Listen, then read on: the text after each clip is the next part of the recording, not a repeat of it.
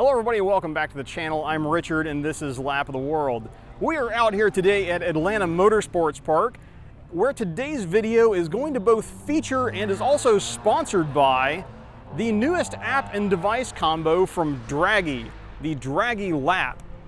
Leveraging the experience gained from 5 years of developing timing products for a drag racing community now over 2 million users in size, Dragy is now expanding into the circuit driving space with the new Dragy-70 GPS module and Dragy Lap companion app. At around $160, Dragy Lap makes a strong value proposition, priced favorably when compared to most standalone lap timing devices while delivering far higher resolution timing data than any unassisted phone app. The GPS module is capable of delivering a refresh rate up to 25 Hz, and future updates to the phone app will leverage all of that. The Dragy Lap could be used on its own to deliver professional-grade lap timing, or as a more accessible supplement to a standalone device or data logging suite. In the box, you'll find the Dragy-70 device, a micro USB charging cable, a pair of adhesive-backed magnetic mounting plates, and an instruction manual. The Dragy Lap app works exclusively with the Dragy device and is a free download through the App Store or Play Store depending on your device. Now without any further ado, let's get the Dragy Lap set up in our car and get out on track with it. With our Dragy Lap out of its box, setup in the car is super easy. First thing we're going to do is take this adhesive magnetic pad and get the adhesive protective film off of it, and we're going to stick this temporarily to our dash up here. It needs to be facing upward and visible to the sky, and then we're going to place our Dragy Lap device on the magnetic holder where it will be held secure. And then all we need to do is pair it with our phone. With the Dragy device in place, you just now have to connect it to your phone, which is a one button or one touch process. Once it is connected, you can then click on the track that you are, which will auto detect your location here if you allow it. It will update itself for just a brief moment, feeding some data to the device itself as it pairs. And then once it is all set, you'll see the go button will light up blue, and you can tap that to start your timing.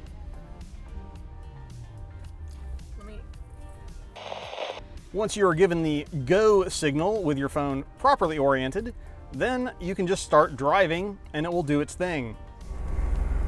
So now that we've done our super easy setup, all we have to do is start driving. Now it's not going to do anything other than show our speed. Thank you. It's not going to do anything other than show our speed until we cross the start finish line. However, after that, it will start its timing cycle.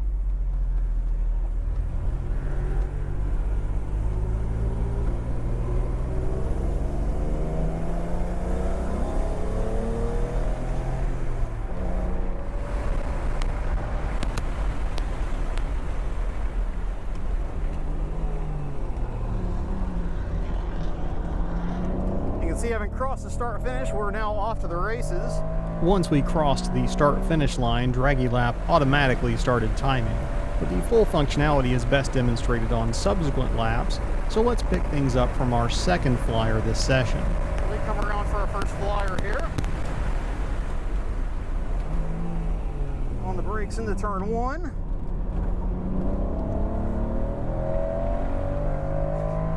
I'll give myself another half a lap to put some room on this Miata, otherwise I'm going to let him pass. As we do our best to assert dominance, let's cover some functional details as we take Hiroshima's finest to Gapplebee's. As I mentioned earlier, while the GPS module can deliver up to 25 Hz, this early version of the Dragy Lap iOS app that I was using while filming limited things to 10 Hz. That's still a very useful refresh rate with high enough resolution for the predictive information to be meaningful. You can see the red or green color indicator with the current projected time difference versus your previous best lap clearly displayed in large font on the phone. The display layout is otherwise nicely uncluttered and legible without being distracting. I have tested other apps and devices that have occasionally had setup challenges or GPS signal interruptions, but I'm happy to report that I experienced neither of these issues with the Dragy device. In fact, I would give it high marks for intuitive setup and out-of-the-box functionality. One other important technical detail, the Dragy-70 GPS module has a 20-hour battery life. which should be good for even a full 3-day track weekend and most other events this side of Le Mans. We only needed about 1 minute and 35 seconds of that to knock out a respectable lap at AMP, but the real-time information is really only half the fun with Dragy Lap. Now that we're back off the track, the other neat thing we can do with the Dragy Lap app is engage in a little bit of social media bench racing. So they have a network of people on here that already have this app and are using it. And so we can share our lap data here. So having uploaded our lap, we can also scroll down through here and look at any of the other relevant data. So we have a speed trace, longitudinal acceleration, latitudinal acceleration. We've got a G plot, and then some calculated brake input where they detect when you've gotten on the brakes based on the G load. Overall altitude, you can see that we are on a bit of a roller coaster here at AMP. And then the temperature. The temperature, I'm not sure that's entirely accurate. I think it's a little warmer than that right now, but this may just not have refreshed because we had the phone on airplane mode while we were on track to avoid any interruptions.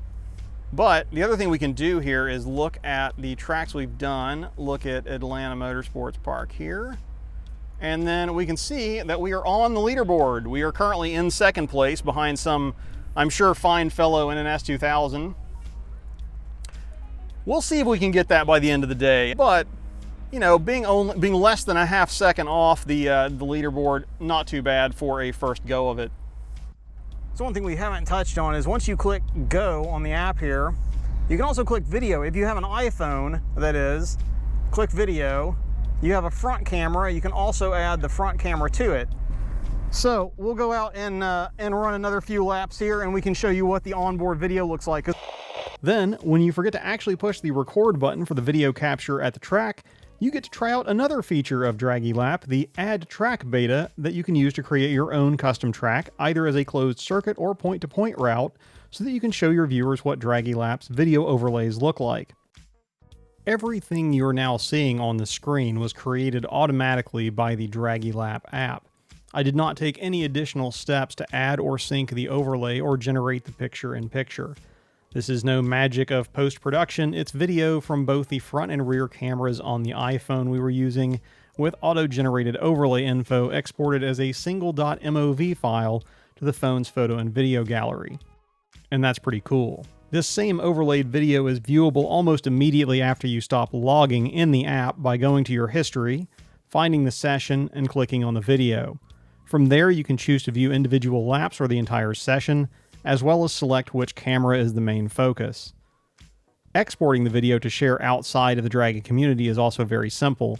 A quick tap in the corner will start the export process for the lap or laps you have selected, and you can then choose to share from the app or from your phone's gallery. Similarly, if you just want to share the data, a long tap on the session will bring up the option to export in a number of common formats.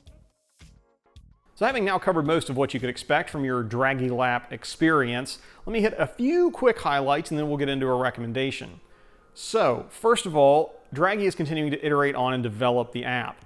In fact, since we filmed everything that you just watched, they've released an update that will allow the app to control and sync with most recent GoPro cameras, which will be cool. Also, coming down the pipeline, there will be some additional official mounting solutions in case adhering a metal plate to your dashboard was a turnoff. There is official support on the way with additional options there. Also, a question that we've always gotten from any of our lap timer reviews is, does it support OBD2 data? Right now, the answer is no. However, that is also on the way in the form of a product that I'm told will be called Dragy OBD. So you can look forward to that update as well. So as Dragy is continuing to kind of grow their presence in the lap timing space here, I think we can expect subsequent updates and quality of life additions to their ecosystem, which is very nice to, that's cool to see. Competition, everybody wins. As far as our experience with it, admitting that this is, again, a sponsored video, and we appreciate Dragy sending us the device to review, I try to remain unbiased with what I am recommending, but I have honestly I've enjoyed using the Dragy Lap, suite of device and app here. I think from setup, from out of the box to setup ready to go, was a very simple and intuitive process. The UI on the app it's really pretty nice and very user-friendly. Also, of course, the video production, the output for the overlaid video, that workflow is super slick.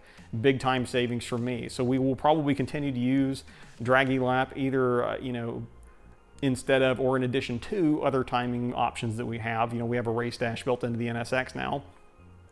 Which brings up another thing from an accuracy standpoint.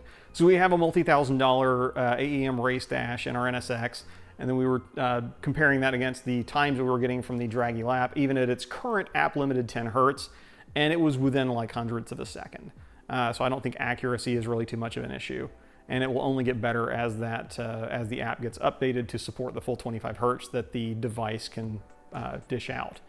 But very nice middle ground, I think, here between using just a phone app for your lap timing and splashing out the big bucks for a standalone lap timer, or even more than that for a race dash of some kind.